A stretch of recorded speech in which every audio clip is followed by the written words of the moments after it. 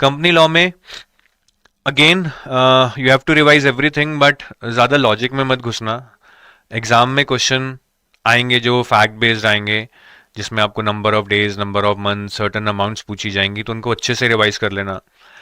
फिर company law में at various instances some powers and authorities are given to some specific set of shareholders, वो देख लेना किसको किस सिनारियो में पावर है।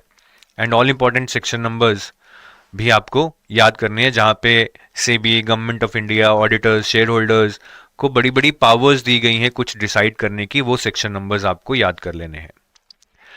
फाइनेंस में क्या रिवाइज करना है? फाइनेंस में I think primary secondary markets में काफ़ी सिनारियोज हैं जहाँ पे हम पढ़ते हैं कि इस इंस्ट्रूमेंट का मैक्सिमम लिमिट क्या है, मिनिमम लिमिट क्या है, मैक्सिमम अमाउंट क्या है, मिनिमम अमाउंट क्या है।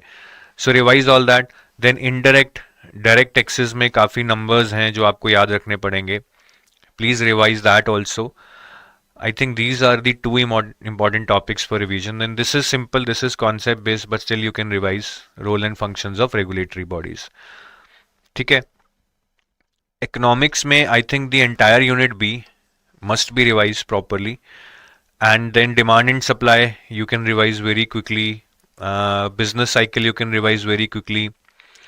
Inflation and Phillips curve you can revise very quickly. So this should be a P1.